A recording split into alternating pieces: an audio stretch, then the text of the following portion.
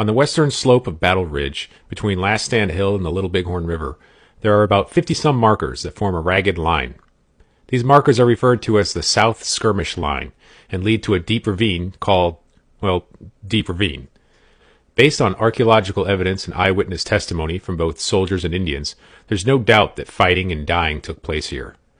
The problem is, there appears to be too many markers on the South Skirmish Line, and currently there are none inside Deep Ravine. So, were soldiers actually killed in Deep Ravine, and are they still there? Soldiers in the Frontier Army identified with their company more than they did their regiment.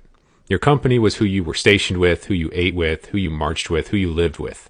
It wasn't, I'm in the 7th Cavalry. It was, I'm in company whatever, 7th Cavalry. And each company took on its own flavor and personality. In fact, the 1876 campaign was the first time in the 7th's history that the entire regiment, all 12 companies, were in the field together. Now back in 1868, right before the Battle of the Washita, Custer reorganized all of his company's horses according to color. You could say that it serves a tactical purpose by helping to identify individual companies at a distance, but really, Custer did it because he thought it would look badass.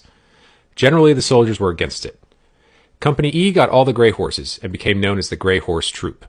This is important, since at the Little Bighorn, when Indian eyewitnesses talk about the gray horses, we know exactly what company they're talking about. Company E's men were generally some of the more experienced of the regiment. Only about 10% had less than a year of Army service. They were commanded by First Lieutenant Algernon Smith and Second Lieutenant James Sturgis. On the morning of June 25th, when Custer divided his regiment into battalions on the way to the Little Bighorn, he actually divided his men into 5 battalions. Major Reno had companies A, G, and M.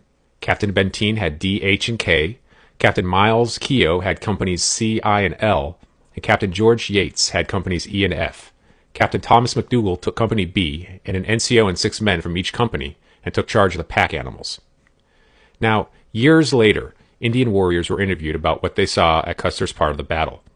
The warriors who fought Custer reported seeing soldiers move along Battle Ridge toward where the monument now stands. Among this group were soldiers riding gray horses.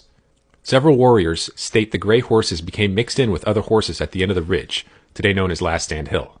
A group of the soldiers actually went further north in the hill and threatened to cross the river north of the Cheyenne portion of the village. However, these soldiers pulled back toward the present-day cemetery and met back at the hill. The gray horse soldiers next came down the hill toward the river and dismounted, exchanging fire with the Indians.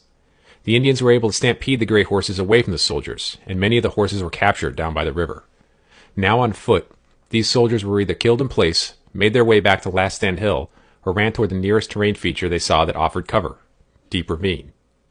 The warriors reported at least a few soldiers, maybe as few as 4 or 5, getting into a deep gulch or deep gully and being killed there. In total, 39 Company E soldiers, including 2 officers, 3 sergeants, 4 corporals, 2 trumpeters, and 28 privates, were killed in action. 10 of them were able to be identified. The commander, Lieutenant Smith, was found on Last Stand Hill, away from his unit. First Sergeant Frederick Holmeyer's body was identified among the company by his name stitched on one of his socks. Second Lieutenant Sturgis's body was never found, or at least never identified. After the battle, soldiers policing the area and burying the dead reported seeing a number of bodies inside Deep Ravine. The numbers reported varied from person to person, but the most common number given is 28. These men were reported as being from E Company.